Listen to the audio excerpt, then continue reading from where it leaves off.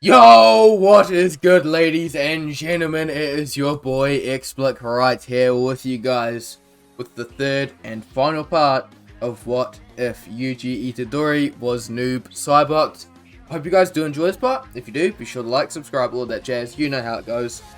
And yeah, I am very sorry for my quite large hiatus. I think it was like 2 weeks or something. I am sorry about that. I just don't really have much of an excuse. I didn't know what to do. I didn't know what videos to record. I was a bit overwhelmed really with life and stuff in general. So that's pretty much that, but hopefully I should be able to get these videos out to you. I'm trying to get them out maybe 2 a week. So hopefully that should be good. And yeah, so that's pretty much that. Just remember, God is awesome, you guys are too, and let's just get straight into this epic What If. Let's go! A week or so passes as all of the students at the Tokyo branch of Jujutsu Technical High School are training. They're training not only for the Kyoto Exchange event, but also to help Junpei. Help him with all of his struggles and helping him to try and get his mind off of this massive change in his life. Getting him to be stronger and just be able to survive in this new world he's been thrown into. A lot of the time, the first year students, most of the time, they are just there to help him with training, as pretty much the only person that is actually good at consoling him, or at consoling Junpei, is Fushiguro, where both Yuji and Kugisaki are both extremely ignorant and self-absorbed people. With this, also not only Fushiguro but also Panda and Inumaki also help him out a lot with his mental recovery, while Maki helps him with his physical training and hand-to-hand combat.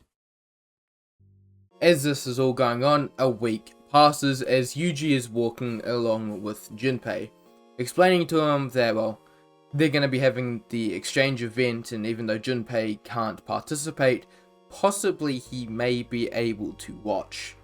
As he's kind of explaining this, he walks up and he hears some bickering and voices or something going on as he walks up to this kind of strange courtyard to see not only the Tokyo branch students, but also the Kyoto students as well, staring each other down as, well, Gojo is being himself, making funny remarks, but none of them are really sticking with any of the students or anyone there. As the students start to, well, notice him, you think that one extra student or one extra person will be able to help you? You're gonna get destroyed. This being Norotoshi Kamo that says this before a overwhelming pressure is pushed onto them. Them feeling the full bloodlust coming from Yuji, as all they see is a black shaded character with gleaming white eyes staring down at them with a menacing aura surrounding him. With this, Yuji then feels a hand on his shoulder, turning to see Gojo before turning off his, bloodlust. With this, the Kyoto students ask about Junpei, in which, Gojo explains that he won't be participating as he's only just become a sorcerer. After this is all explained, a few hours pass as the event, the group event is about to begin. With this, the announcement is made that they are now to begin and pretty much to go around and try and defeat all the curses in the selected area. As soon as they hear this, Yuji releases a bunch of his clones out for surveying, about 10 of them being quite weak, however enough to be able to, let him see everything that's going on. While Yuji's doing this, they all decide to split up, Yuji running straight kind of through the forest before hearing something behind him and dodging an arrow going straight for his head. With, well, seeing this kind of attack coming for him, or these people going for him, he decides to use his, well, abilities to his advantage, using his strongest attack. Maximum Technique Blackout. With this, all the Kyoto students quickly realize that something is going down, as a massive amount of smoke and just darkness completely surrounds them, blinding them all as they find that they can't use their abilities, they can't use their cursed techniques. As while this happens, Yuji dashes forward, going straight for Momo. As she's up in the air, slowly falling, she gets kicked straight in the head, slamming her into a tree and dazing her for a small bit before Yuji then turns, and all Kamo can kind of feel or can see before he is knocked out is some gleaming white eyes before his face is grabbed by a black hand and slammed into the ground before thrown as as the body is collided with by the body of Mikamaru. With this, all that is left is Mai, as she can't really do anything, as she just pulls out her gun and starts shooting at anything she can, see moving. With this, all she feels behind her is some strange presence before then turning to see Yuji. With this, she is then kicked straight in the stomach, sent flying before she is then grabbed by another hand, which is strange as she looks back to see a shadow. With this, she then looks back as she sees a bunch of gleaming eyes before she is then chopped on the back of the neck, knocking her out. Before he can leave, however, Yuji then dodges to the side as a gigantic energy wave goes straight for him. Him dodging it and turning to his side, or turning to the right, seeing that Mikamaru isn't out yet. As he dashes forward, he goes in for a 3-hit combo, doing 3 roundhouse kicks, one for the knee, one for the side, and one across the head, into Mikamaru, before then doing a kind of spinning back kick, sending him flying back before Mikamaru is then grabbed by the head while he's still, or by the back of the head while he's still flying, and slammed his face into the ground, kind of disabling him for a small bit. As he's preparing to leave, he turns to his right and sees a girl with blue hair, this being Miwa, just standing there in complete shock and, paralyzing fear, not being able to move a muscle. But thus he decides to ignore her and just walk off, as she didn't try to attack him. But this, he then decides to head off, running around.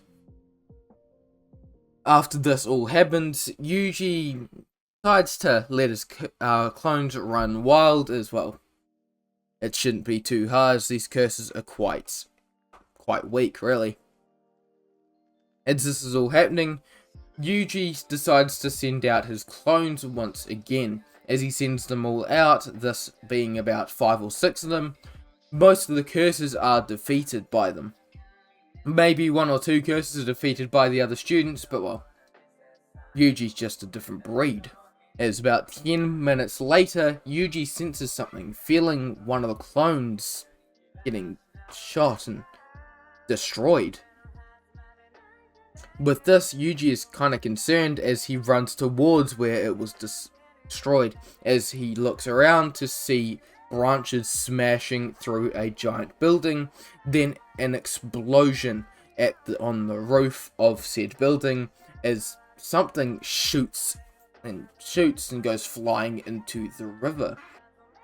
As Yuji teleports, he quickly grabs a fist that was heading straight for him.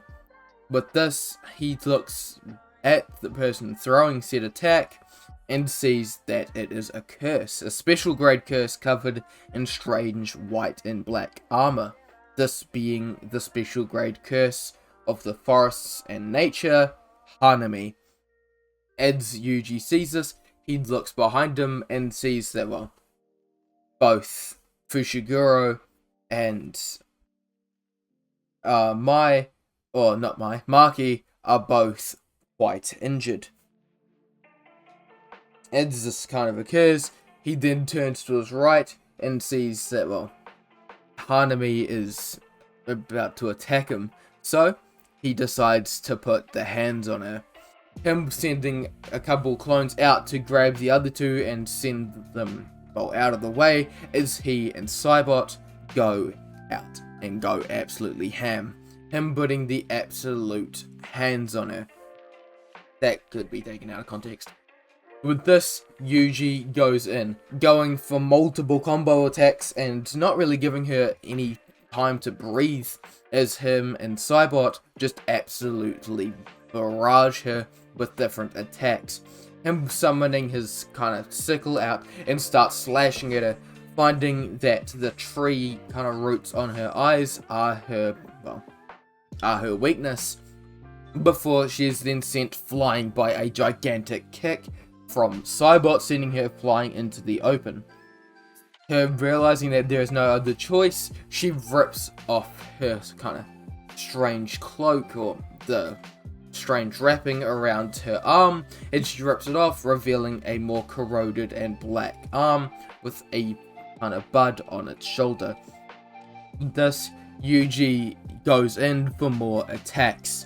The others just watching in awe, not really knowing what to do, as, well, they can't really do anything, as Yuji's in a completely different league, as, well, Maki and Fushiguro both look to see that, well, the clones are gone, as Yuji needs all of his cursed energy to go straight into this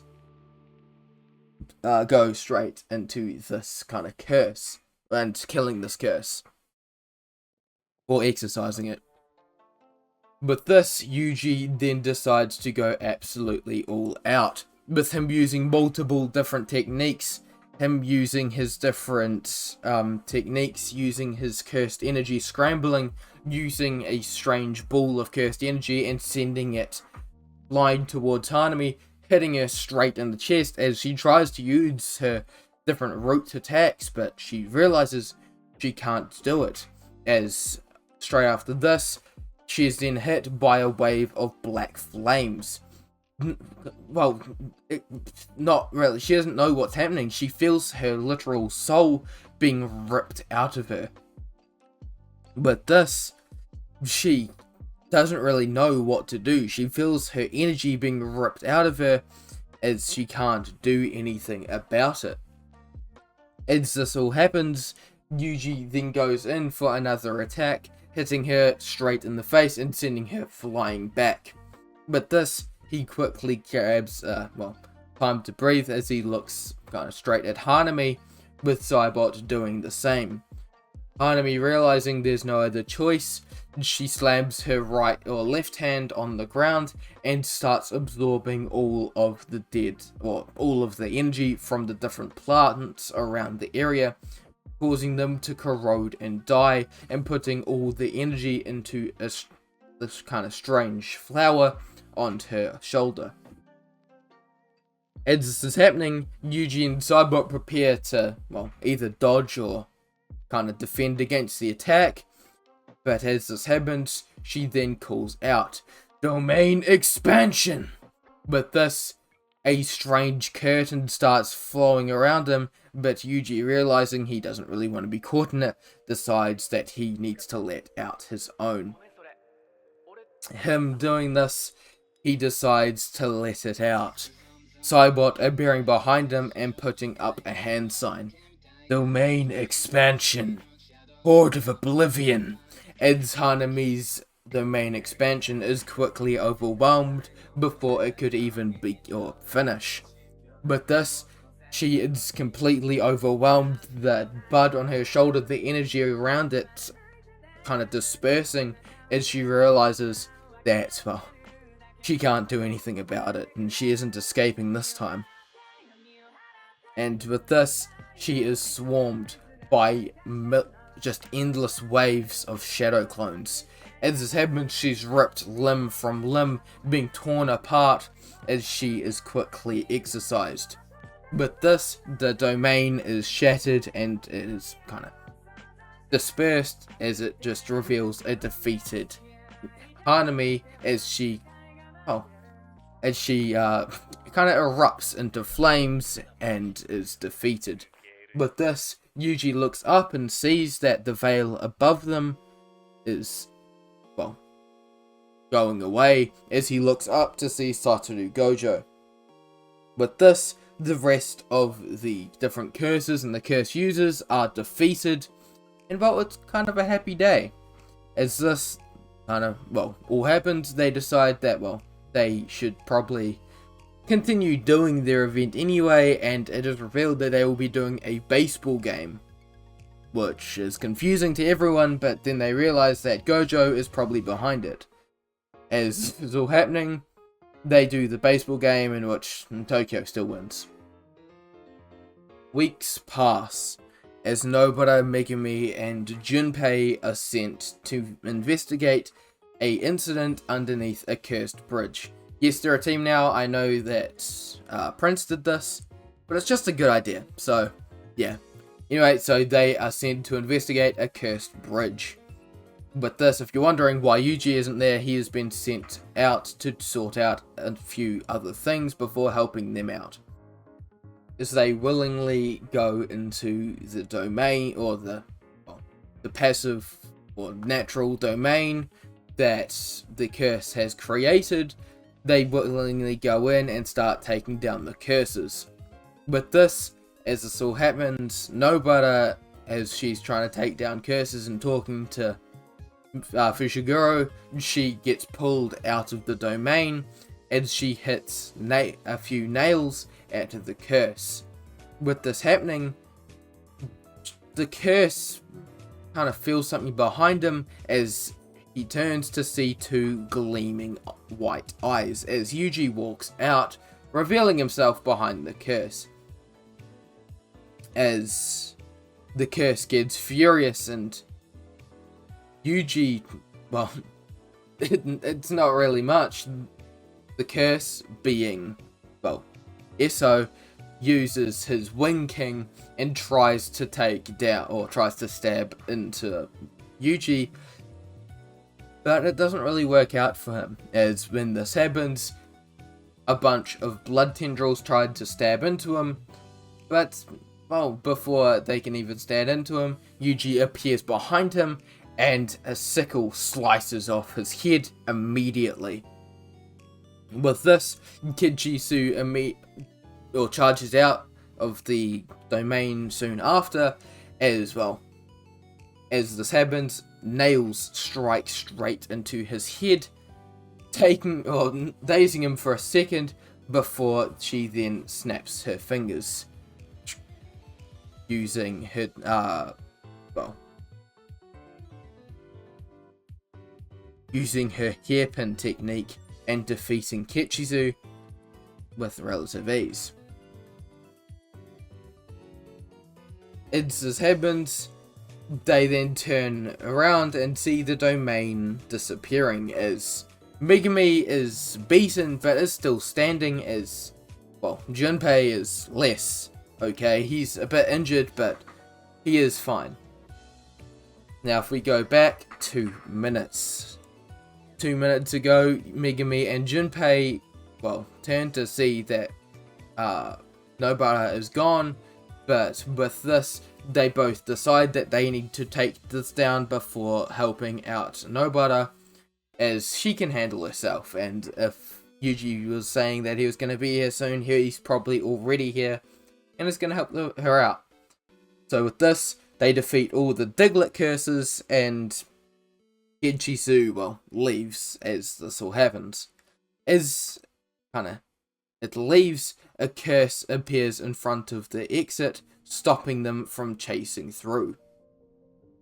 As they suspected, Yuji is here.